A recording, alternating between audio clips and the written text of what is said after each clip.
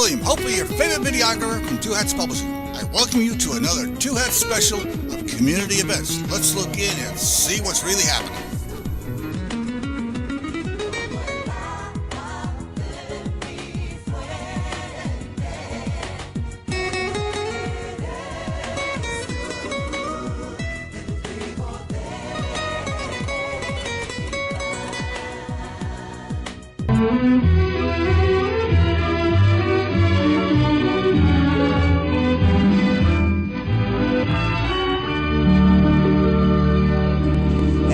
Afternoon and welcome.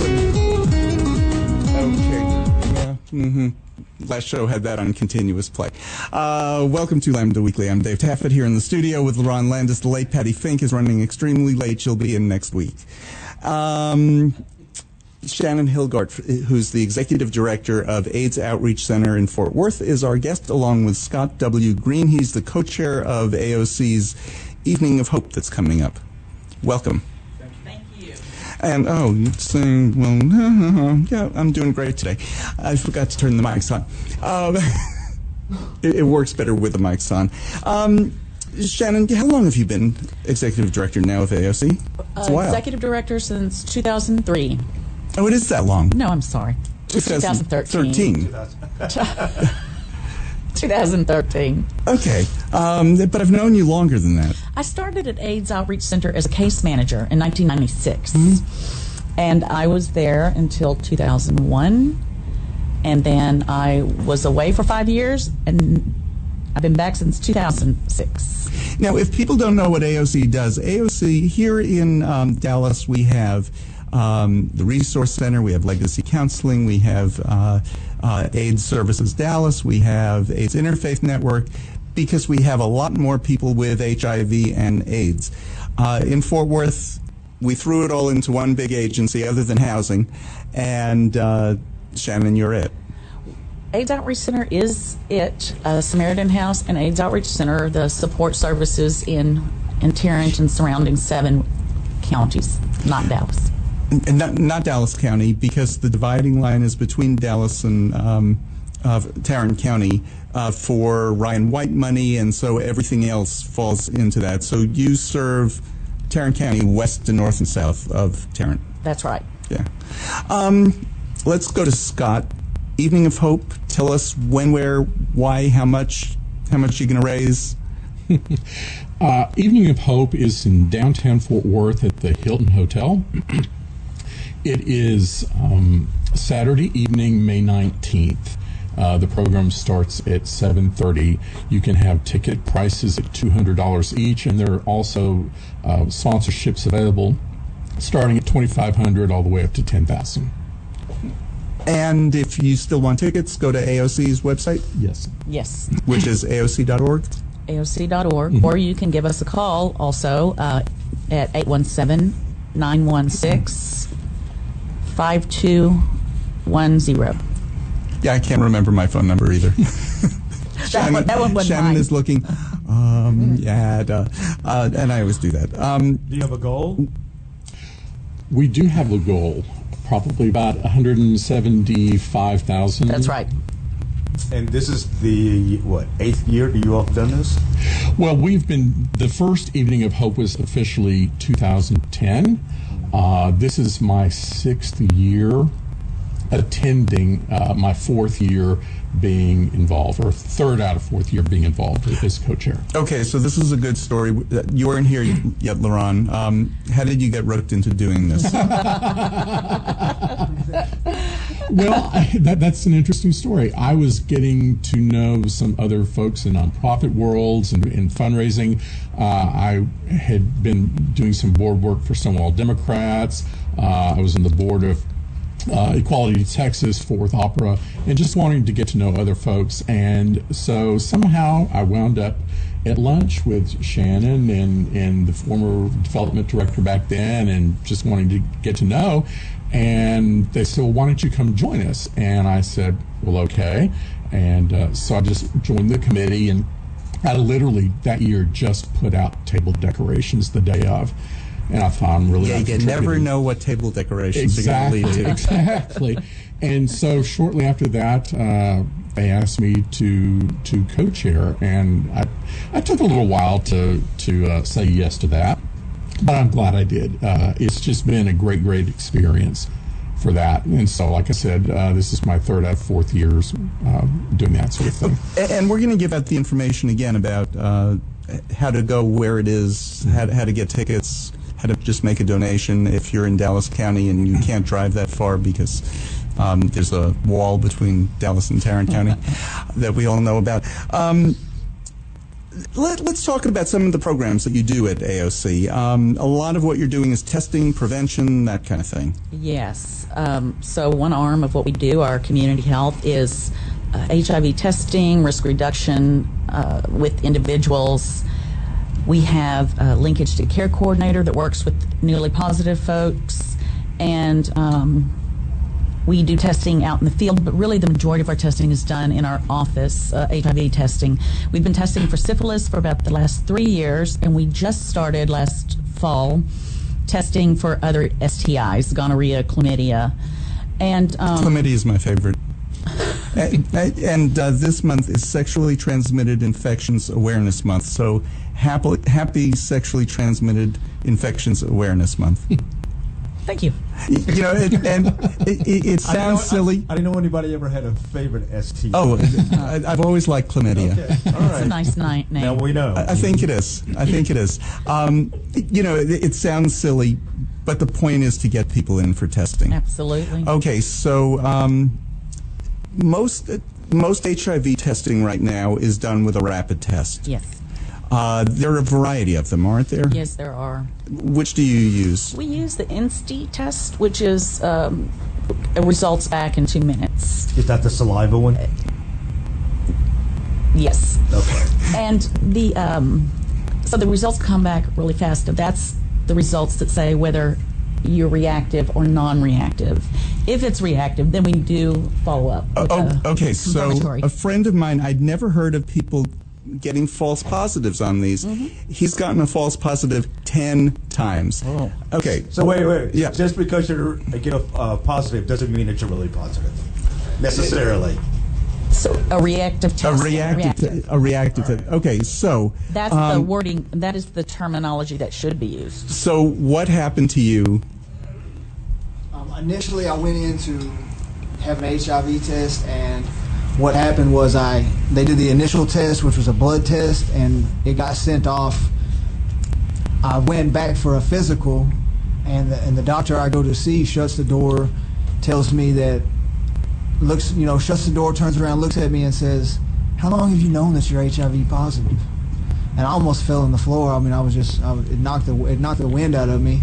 So I tell her, I didn't know that I was, and she tells me that I need to contact my previous 5 or 10 sexual partners or whatever it was, and contact my family and all this. So I'm like, man, okay. So I go back and I start doing this, and I don't know that was the initial test, and then my blood had been sent off for the Western blot confirmation test. So for 2 to 3, and she also tells me, she says, I'm in her office and I'm breaking down, and she tells me, she goes, I can honestly tell you that if you would have been living your life for your Lord and Savior Jesus Christ, we would not be having this conversation right now.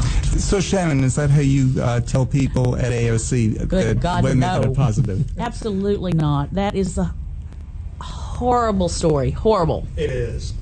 Okay, so you used a little bit more compassion? Much more compassion. Because people are still, it's not a death sentence anymore. Right, and anybody can get HIV. The person, anybody. The person who gave him this result was acting as if you need to call, you need to make final plans, you need to call your family, you need to do this, you need to do that. And this is like 2009. Absolutely not. No. It's not a death sentence, but I think also she jumped the gun because the Western blot confirmation test 3 weeks later comes back negative, and she didn't even inform me that was in place and that was going on, and that maybe she should wait to even give me the results. She gave the results as if they were finalized and it was set in stone, and I didn't find out from 3 weeks later that she never even contacted me to tell me that the Western blot results came back negative. I just found out on a fluke by going to another doctor through the same healthcare system that looked on the computer and pulled up my medical records and saw that, hey, you're not HIV positive. So after that, I continued to have my blood drawn and tested every 6 months for almost 10 years. And each time I would test positive on the initial test, negative on the Western blot confirmation. What causes that? I mean, there must be something. I've never heard of that. I've heard of false positives. I say positive, would say reactive. But okay, false reactive. I've heard of those. But I've never heard of somebody always testing that way. So what is it that they're reacting to? I'm Make not sure. something up. Shannon just said, I don't know. Make something up. I have heard that people that have lupus test false positives, and so I don't know if it's just it. I asked another What did the physician. doctor say? Yeah, I asked another physician about it, and the next physician just told me, said, hey, maybe 1% of the world's population will give us a false positive every time, and then we send it off for the Western blot confirmation, and that's for sure. So that's how we find out. You're doing hundreds and hundreds of tests. Are you finding that 1% are giving you false reactives? You know what? I am not sure. I Oh, am not. okay. I've not heard that, but I do know this in general. The tests have gotten much more accurate, much better over the years, higher specificity, and so we know we don't want false negatives. That would be a terrible thing to have false negatives, and the tests have gotten better. There are much fewer false negatives, and so it may mean that there are going to be more false positives just because they're. And I was just wondering if the test is reacting to something in particular, like some gene, some virus, some other virus that you had that is related or in some way. Don't know. But I thought that was interesting. Is it possible that you're not getting these false positives because your clients are right with their Lord and Savior? Oh my God. I'm sure that's not going to have anything to do with it, Dave. Everybody knows I don't So ask cuckoo. normal questions. But that's insane. That That that really person is. needs to be fired. I cannot even imagine. I hope they're not still working in the business. That is a shame. It really Shame on is. them. I mean, again, this is in the 2000s. I would have expected a comment like that back in the 80s, but 2009, you said? Well, and somebody working that's for a crazy. medical system. Exactly. You know, it's just, how do you tell somebody, and what do you do when somebody gets a positive result? So when we do the first test, it comes back reactive or non-reactive. We let them know that ahead of time, that sometimes it comes back reactive. It does not mean that you are positive, that we would do a confirmatory test. So all that's up front. And then if we do a confirmatory and it comes back positive, people come into the office to get their results.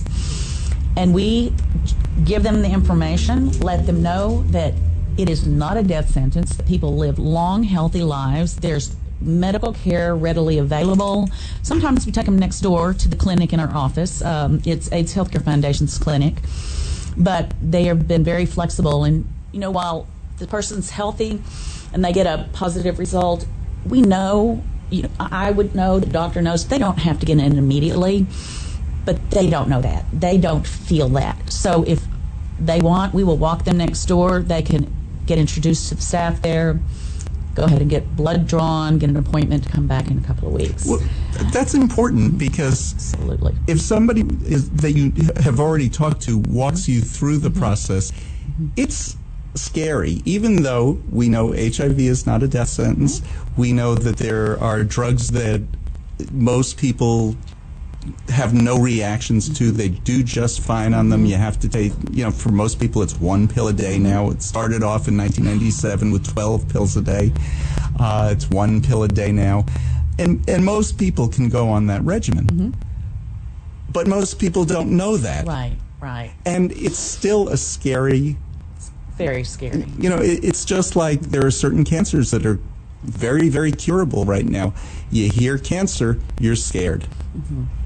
It's very scary for people. I mean, their questions are, oh my God, how am I going to tell my spouse, mother, whoever?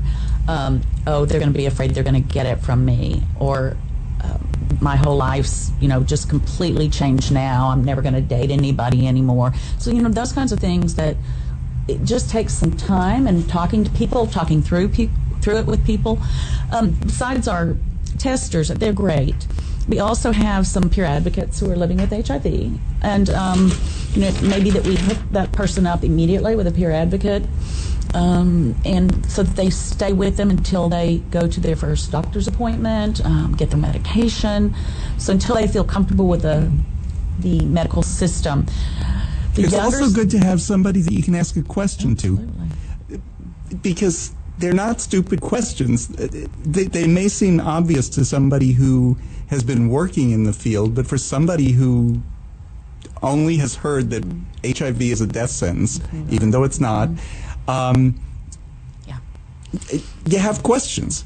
The patient navigators say, they get folks who are resistant to going to care, and they'll say something like, "You don't know how I feel," and they can say, "I don't know exactly how you feel, but I have been sitting exactly where you've sat and been told the same thing, and I too was resistant. And I went off and thought I was going to live my life, and 5 years later I was sick, and I got into care then, and I wish I had done it in the first place. And now I'm, healthy, strong, and you can do it." And so it's really, they are really angels. I know we need to take a break. When we come back, I want to talk a little bit about how important it is to get treatment as soon as you find out. All right. We're talking to Shannon Hilgart. She's the Executive Director of AIDS Outreach Center. Scott W. Green, he is the co-chair of Evening of Hope, which is a fundraiser for AOC. Dave Taffet here with Lerone Landis. We'll be back with more right after this. Hi, I'm Cleve Jones, and you're listening to Lambda Weekly on 89.3 KNON FM. And welcome back to Lambda Weekly. I'm Dave Taffet, and I'm here with Lerone Landis. Our guests are Shannon Hilgart. She's the Executive Director of AIDS Outreach Center in Fort Worth. Scott Green is the co-chair of Evening of Hope. It's on May 19th. Tell us a little bit about what's going to go on during Evening of Hope. Well, we were really, really excited. For the past several years, Evening of Hope has always been sponsoring a fashion show, which has highlighted, the fashion houses around the country and local designers. This year, we decided to take a little bit different route and explore mainly the musical arts. So back in August, we got together and started planning sessions. And I thought, let's approach the Turtle Creek Corral. Everybody knows and loves the Turtle Creek Corral, and they were immediately on board. So we were very excited to feature them.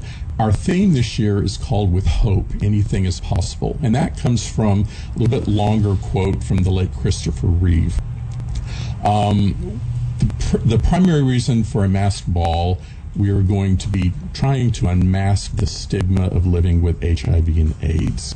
Our event planner is from Dallas, Gretchen Kelly. I think just about everybody knows and loves Gretchen.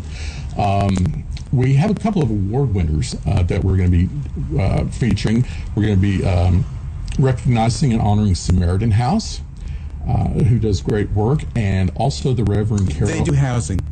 For people here in Dallas who know AIDS Services Dallas, my AIDS organizations are going kaflooey today.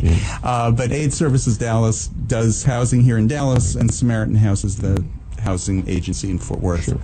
We're also going to be looking and hearing from Reverend Carol Ann West. Carol Ann is the senior minister of Celebration Community Church in Fort Worth. She's had a long and storied career. And back in the early days of the AIDS crisis, she acted like a chaplain. She went out and gave comfort and care to those who were in their last days. And as we all remember, a lot of people, they were abandoned by a lot of people, and they had no one. So she helped them pass with dignity and grace and helped bury them. So she's got Carol used to be here at Cathedral of Hope. Yes. She did hundreds of funerals. Yes. She could do 10 funerals in 1 week. I mean, it was horrible. Well, she has been the senior minister at Celebration for the last 20 years in Fort Worth, and she took it from, I think, something like 35 members up to, I think, 500. So she's had a very long career and made a huge impact in Fort Worth. Our MC, we're really excited. It's two-time Emmy winner Barry Phillips. I don't know if you remember the PBS special in series Wishbone. Barry helped create that. He was the art director. He's also been an art director for Oliver Stone in a couple movies, and also judged Miss America pageants all over the country. So we're gonna have a fun time with that. Good. And it's May 19th at the Hilton in downtown Fort Worth. Yes. For tickets, aoc.org. Correct. So just before the break, we were talking about the process of testing and how you tell them and so forth. And I know, medication is part of that. How important is it that if they in fact are positive, that they start on medication immediately? Depending on what their doctor recommends. But these days, doctors are recommending you start on medication immediately. In the past, they'd say, wait till your T cell count gets below 500, below 350. We've heard mixed. Right. But now people, they're starting to focus on medication pretty And you quickly. all walking right over there. We can, if they want to go get care at AIDS Healthcare Foundation next door, we absolutely can. Otherwise, if they want to go to, say, Tarrant County Infectious Disease Specialist, we'll pick up the phone and make an appointment for them. We'll go with them to the appointment if they want us to, and sometimes even if they don't. We insist we go. But the system that we have at AIDS Outreach Center, the model of care that we have, it's really hard to drop out of care. You have to try really hard, because we're having outreach people come visit you, and your patient navigator, and your case manager, your counselor may call you, and your dietitian may even call you to help you get back in care. And then there are things like our food pantry and our dental clinic that are incentive to come to AIDS Outreach Center. If you can get some no cost or very, very low cost dental care and really good dental care, it's an incentive to come. And like I said, I think I mentioned that every visit you have with anybody in our office is going to be talking not about risk reduction, but they're also going to be talking about medication adherence. Is there something different about the dental care that somebody with HIV needs? In other words, should somebody with HIV go to somebody who knows how to care for somebody with HIV? There aren't a lot of differences. Now, the need for care is higher due to medications causing dry mouth and things like that. We recommend that our patients come every 3 months for cleaning, and very few of them get regular cleanings, so pretty deep cleanings. We detect a lot of oral cancer early on. There's 10. We detected 10 last month. So that's a lot of oral cancer detected. But we have special equipment. And my doctor, my dentist, who is gay, sometimes I get checked for oral cancer, sometimes not. Which I think is interesting. But with HIV, you of course should be checked every time. We check every time. So I'm not really sure if that is in the protocol just for HIV care. I don't know that answer, but we do it every time. It's a good thing to check. Absolutely. For anybody, but mine does not do that every time. So that's interesting that your doctor does do that every time. So earlier we were talking about how much the goal to reach as far as this fundraiser that's coming up. You said $175,000. So in the past we've heard that the cost just for medication alone could just be an exorbitant amount of money for one person per year. So you all offer all these services. Is $175,000 enough to sustain all that? Oh, no. We have other fundraising. Our fundraising goal for this year is about $800,000. Gotcha. We do we have a walk run on World AIDS Day this year, December 1st, and that's our other big fundraiser. And then a lot of private donations and foundations. Anything from the government that kicks in? Well, that's our non-governmental, that's our non-grant fundraising goal. But yes, we get the majority of our money from Ryan White. Ryan White. Okay. That's good to know, because I thought, man, that sounds like a low amount for a lot of stuff you all do. Okay. Yeah, I wanted to jump in right in there and say, we do have the different events, and different committees work really, really hard all through the year. It's not just Evening of Hope. Absolutely. Diane Sanchez, my other co-chair, and I focus on that. I think she is involved with the walk and run as well. We have different people that work tirelessly all throughout the year that have their specific passions and devote their time and energies to that. So we have a group of people that love AOC very much. Good. Our total budget, just to give you an idea, our total budget this year is $4.9 million. Wow. So that's it's a big budget. You can see a lot of it. That is a lot of money, but very well spent. Okay, one of the things Absolutely. Lerone asked earlier was, when do you start treatment? Oh. And with this one pill regimen, the one pill very often is Truvada. Right. And Truvada is the pill that's being offered for PrEP, Absolutely. which is giving somebody prophylactic treatment, really, meaning treatment before you contract the Right. disease. So it makes sense to give the person that drug as soon as he's diagnosed with the disease, since lots of people are taking the drug before exposure to the disease. Explain PrEP a little bit, where it came from, All right, and how's PrEP, it doing? Like you said, PrEP is pre-exposure prophylaxis, and it is Truvada, a Gilead pharmaceutical, once a day. But you just like with treatment, you must take it every day. So I think we talked about earlier off the air about AIDS Outreach Center is going to start a wellness clinic, and part of that is going to be PrEP.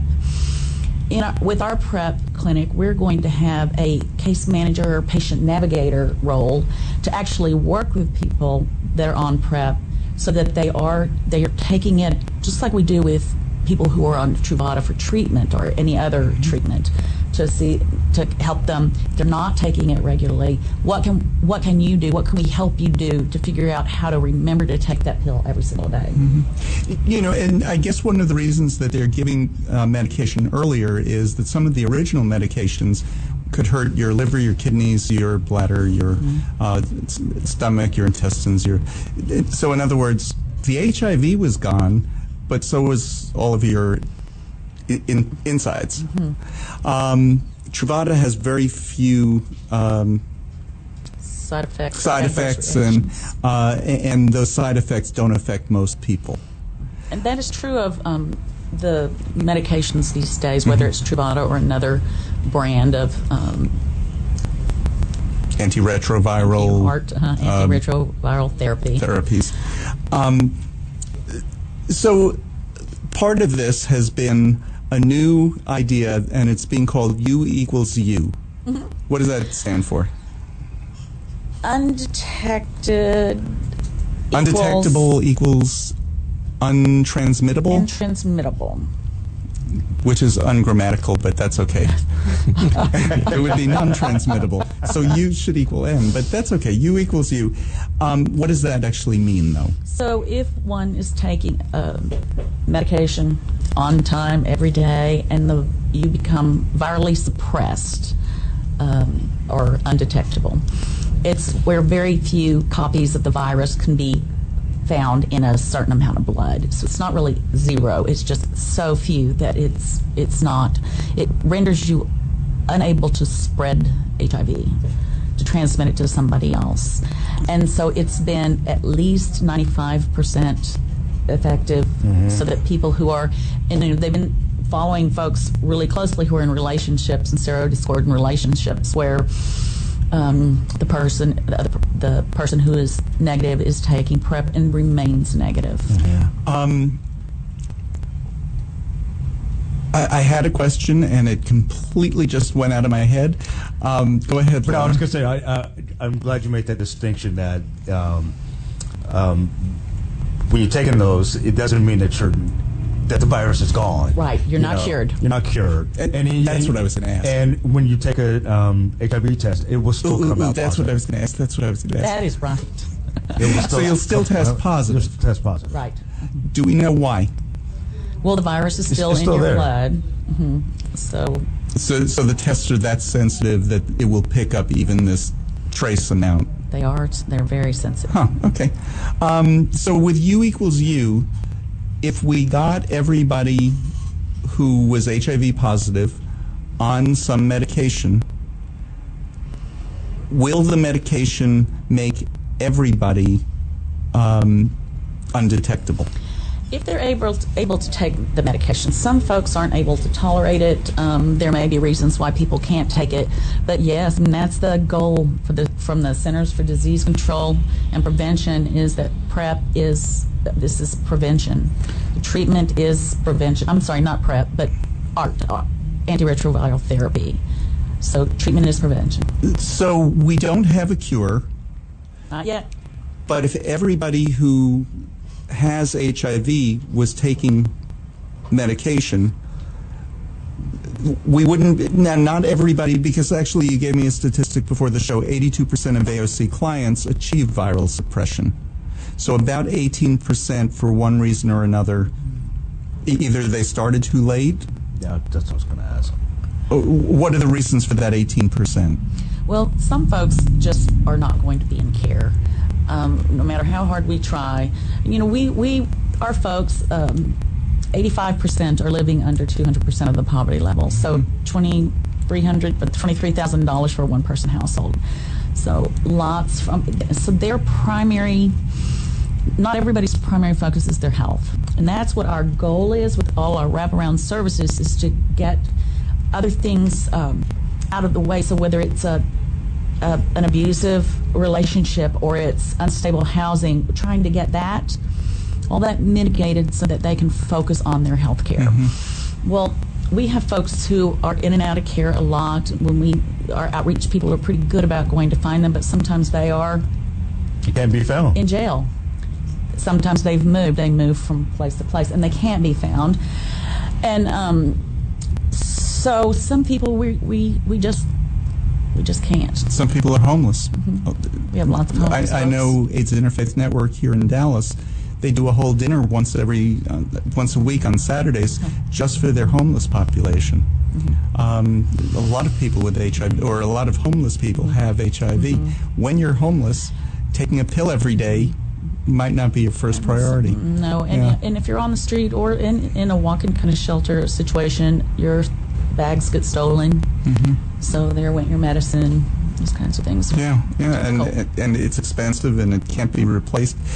So 82% though, if everybody who had HIV was on medication or given medication, 82, we can assume, because I think you pretty much represent the general population. Well, if you look at folks in our service area, and AIDS AOC's clients are in that fold as well, only 72% are virally suppressed. So the model of care that we have is working. And why is it an additional 10%? Are they not going for the services that you offer? What's No, this is so when you compare us to everybody that has HIV. that's what I mean. What is it about the population in general that we serve, or the general the general population that they're not doing that you do for your clients? I can only say what we're doing, and it is that whole wraparound service model. I mean, patient navigators, linkage to care coordinators, peer advocates, case managers, medical case managers, therapists, dietitian. I mean, that really that support is really strong. In not only does it say to somebody, these folks care about me and whether I'm well, it also is just easier. Somebody's going to go with me to my doctor's appointment and I don't like doctors, or I'm scared of doctors, or I don't know what to say. That's going to make a world of difference. Encouraging. We're talking to Shannon Hilgart. She's the executive director of the AIDS Outreach Center. I have some more off-the-wall questions for her right after the break. Scott Green is the co-chair of Evening I have of some Hope. serious ones. And Scott Green is the co-chair of Evening of Hope. Evening of Hope is on Saturday evening, May 19th, at the Hilton Hotel in downtown Fort Worth. And you can get tickets at aoc.org. Yes. We'll be back with more Lambda Weekly right after this. I'm Michael Dominguez, and you're listening to Lambda Weekly, 89.3 Knon FM. We were just talking about the late Patty Fink. Somebody was afraid she died, but I think our CD player just died. I think it did too. We're talking to Shannon Hilgart. She's the Executive Director of AIDS Outreach Center in Fort Worth, which is the big umbrella AIDS organization over there, way over there. And thank you for making the journey. Did you pack lunch? Horse and wagon. Had to stop and feed and water, but yes, I did pack lunch. Good. And Scott Green is the co-chair of Evening of Hope. You have a real interesting speaker who's going to be at Evening of Hope, which is on May 19th at the Hilton in downtown Fort Worth. You have a real interesting speaker, though. Tell us about her. Okay. Her name is Dawn Shepard. Dawn is a really, really interesting lady. She is the director of community ministries at Broadway Baptist Church. She's done a lot of work with the homeless. She came to Broadway from the Presbyterian Night Shelter. Dawn is straight, but she also lives with HIV/AIDS, and she's been able to conquer that. She's going to tell the story how she contracted it, how it impacted her life, how she has been able to navigate through all that. She's one of the lucky ones that is getting it under control and helping others deal with that, as well as their homeless issues. Because, like we said earlier, a lot of people, when they're on the streets, just don't. They don't have the opportunity or the wherewithal to be able to follow up on that. Variety of reasons they don't. Right. And Broadway Baptist is an interesting church. They were one of the first churches to be thrown out of the Southern Baptist Conference for welcoming everybody. Correct. So, and we still deal with that issue. Right, we know. Years ago, I don't know if you know, but several years ago, in the early days of the AIDS crisis, Broadway had AIDS care teams, and that was just really absolutely unheard of back then. So we've always tried to be on the forefront of social issues like that. Now, more recently, a number of churches, we have one in East Dallas that was thrown out of the Southern Baptist Conference for welcoming people to their church. What kind of church welcomes people? I mean, that is wow. Right. Yeah. Wow. But they were really in the forefront of not telling people that, well, like we heard earlier, with the AIDS diagnosis, if you were living your life for your Lord and Savior Jesus Christ, we wouldn't be having this conversation now. That wouldn't fly at Broadway Baptist. No, it would not. No, we're in the big middle of still dealing with that. And how do you welcome and affirm LGBTQ folks? And we're coming to the conclusion that everybody... I have a suggestion. Okay. When somebody walks in the door, you say hi. We do that. That's how you welcome people. We do that. But it's interesting. It's not that hard. A few weeks back, we actually had protesters outside of our church, saying that everybody's going to be going to hell, and a number of years ago, just silly. A number of years ago, Congregation Beth El Bana, which is the gay Jewish congregation here in Dallas, sponsored or hosted an international conference. And about 500 people came, mostly from the United States, but there were a number of people from Europe, and we had protesters. And the ones who came in from Europe had never seen protesters against LGBT people before. So we got rid of the protesters like that. The Europeans walked up to the people who were holding these ridiculous signs and said, I love that. I've never seen anything like this. Put their arms around some of them and said, here, take my picture. and it freaked them out. They disappeared within 10 minutes. Well, it's funny. Several of us joked when we saw the protesters. We said, I guess we're doing something right. Yeah. That's how you have to take something like that. Well, and it's also interesting. We are dealing with, and have had ongoing panel discussions in the church. How do you deal with being gay and being in the church? And we're trying to educate folks and make them see that it's the two are not Because people are created in God's image. correct. Right.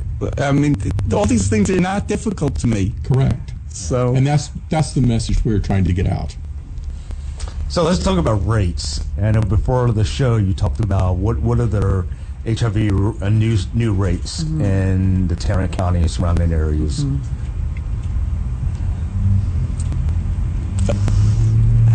What's the rate? What are the rates? HIV. of infection? Yeah.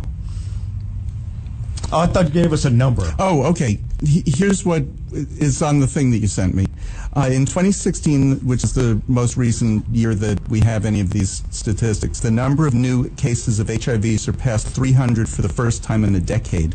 And the year before, it was like 250. something like that, off by 10 or something. So big increase. That's a Big huge increase. It is a big increase. Now, what we don't know is there that big of an increase in HIV infection? Is it because we are actually testing people who are positive? Is there more testing, or is it all of the above? We don't know that. And I know the AIDS Outreach Center is doing a better job of the people we test. A higher percentage are HIV positive. We just changed some of our strategies in testing, and so that our positivity rate increased. Which is a good thing or a bad thing? Well, if we're going to test people, we want to find people who are positive, right? So it really is a good thing. What we did is we were spreading our efforts broader, and what we've done is we've done more advertising online, and so people are coming through our doors who think they might have HIV, and some of them do. More of them come through our doors do have HIV than used to. So the advertising is working, and then once we get folks in that are positive, and unfortunately the majority of our positives are young men and young men of color. That's where our efforts are targeted. So that's who we want to get in, because that's where the rate is highest. You heard that statistic a year or so ago that half of all African American gay and bisexual men will be positive in their lifetime, I know. That's scary. It's unbelievable. It was a frightening statistic. And it really was an alarming call to do something different. What we've been doing is not working. So do something different and get a different result. And that's what we did last fall. So that is helping. It's still not enough, but it's better. It's starting something. It is. So when we were talking about, the increase in Tarrant County from 200 to 300 or whatever it was, I'm just curious about what the HIV rates look nationwide, and I found the top 10 list. And surprisingly, no Texas cities are on that list. Baltimore's number 10. There's 3 different cities from Florida. Now, this is rate of HIV, not number of cases, because number of cases, Houston is one of the top. Right. But rate of HIV meaning number of cases per 100,000 in their population. That's exactly it. So it's mid-sized cities. Mid-sized cities, and all of these cities are in the South. I found that interesting. San Francisco's not on there. New York's not on there. L.A., Houston. I don't know. What do y'all think? Why is that in all of the? But Houston and Dallas are among the top cities for number of cases of HIV, which that's another one. Cities across the South. Well, it's been several years now that the CDC has recognized that there is a huge epidemic in the South, and all the cities that you named, I believe, are in the South. It's where there's been no treatment and not much prevention effort. So there are folks who have no access to care. It's getting better, but with no access to care or prevention. Could this be related also to why are you catching more cases possibly rather than just the number of cases are up? Could it be that while there's still plenty of stigma about HIV, is it possible that a number of people have gotten the message that it's treatable, anybody can get it, and it doesn't mean that you're in anything. It doesn't mean that you weren't living your life for your Lord and Savior, and if you were, we wouldn't be having this conversation now. Is it possible that people are getting the message. It's a treatable disease. And so I'm going to come in and get tested, whereas if you think it's not treatable, well, why should I live with the stigma as well as dying? I'll just die. I'll just do one of them. I mean, that seems possible to me. I think so. I do think that people have, for a long time now, years, people have seen, that HIV treatment is working. People live long, healthy lives. Magazines with people, climbing mountains, and they're HIV positive. And that has gotten through. Where we're seeing the epidemic in the South, I know a lot of it is rural. So I'm guessing where they identify some of those cities, they probably have to come into the city to get treatment. Or it's the cities who are going out to do rural outreach and finding the positives. I wonder, is there a correlation between, because all of these cities are on this list were in the South, is there a correlation, Trey just brought up a good point, between HIV infections and poverty? Absolutely. There's such health disparities, and you see it in all kinds of disease, and absolutely. Well, with this one, to prevent it, you need condoms. There are condom giveaway programs, but if you need it and you have money, you can just go to the corner drugstore and buy some. If you can't afford it, it's not going to stop you from having sex. Yeah. Right. Now there's PrEP that if you can afford it, or you can get of course there's always pharmaceutical assistance programs that folks can get on. But if you don't know about it, or you don't have access to it, you don't live near a city, then you're not going to get it. Not going to get it. You were saying that of the 300 cases, it's in Tarrant and 7 surrounding counties. So that's not really that many cases, but you're thinking most of those cases are in Tarrant County. Most of the people that we see that come through our doors, or who, whether it's testing or care, are from Tarrant County. So for prevention purposes, it would be good to have sex in Erath or Wise County.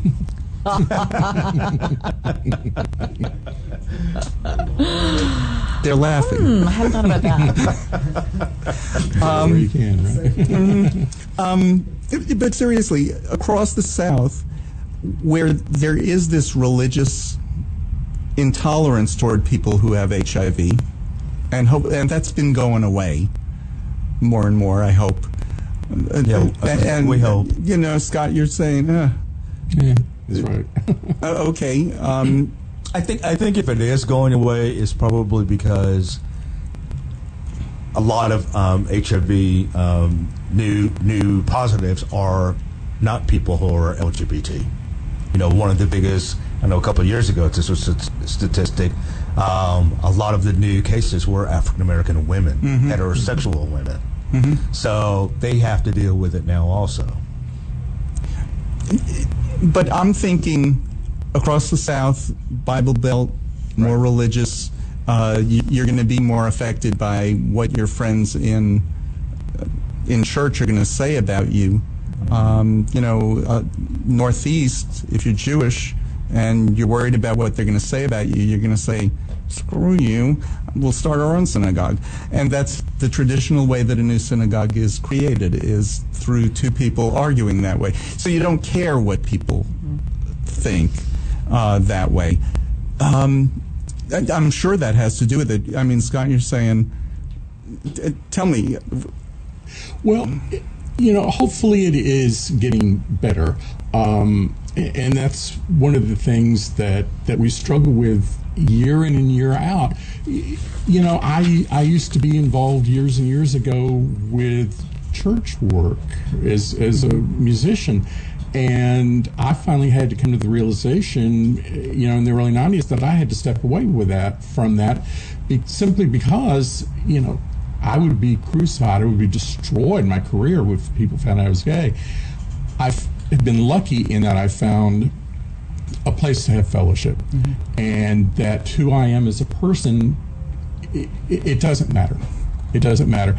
And I think, we strive every day to be good people. We strive to offer everything, and we're just like anybody else. I mean, my ex was in a musical quartet or quintet, I forgot what it was, that did gospel, and he was real young at the time. when they found out that he was gay and they were reissuing the album, all of a sudden the piano had nobody sitting at it. They photoshopped him, or it was before Photoshop, but they took him out of the picture, and it was the quintet became a quartet, and I know what you're talking about.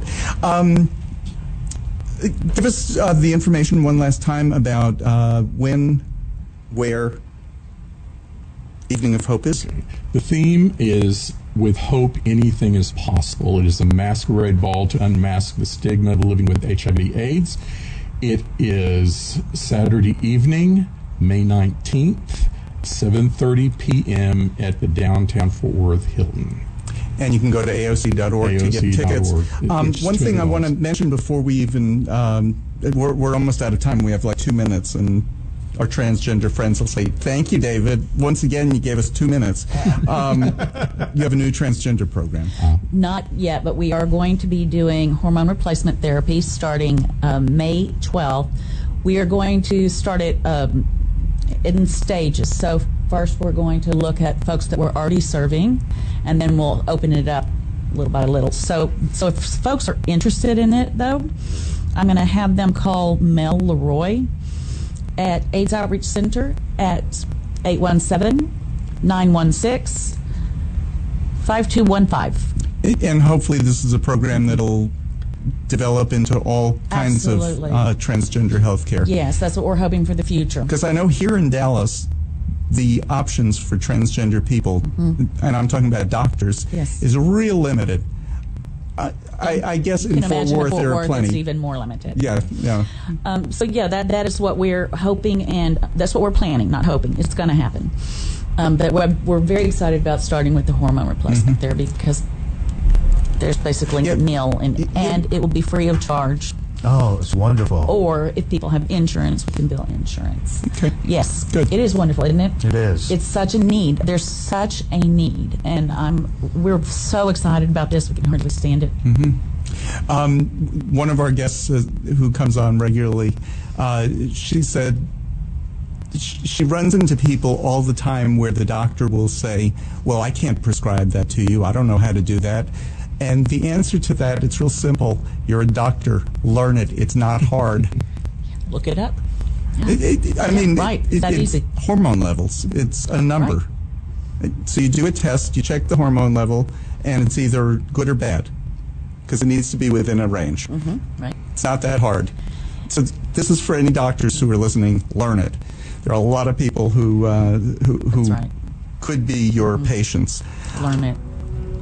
I want to thank you both for being here. Thank you for driving all the way over from Fort Worth. Thank you for sharing your story, Trey. We appreciate it. Thank all of you. Yes, thank you. And next week, we mentioned this last week, some kids from Marjorie Stoneman Douglas High School were coming in. They have AP exams that week. I'm going to try to get one or two of them by phone. If any of them are coming in, I'm going to try to get them here. We'll see. Take a look at our Facebook page. It always has who our guest is going to be. For all of us here at Lambda Weekly and Knon, have a good week. We'll see you next week. This is William, hopefully your favorite videographer from Two Hats Publishing. I hope you enjoyed this video. If you like it, please leave comments below, or like, follow, or subscribe to us and get notices of all our videos. We love it, even when you call.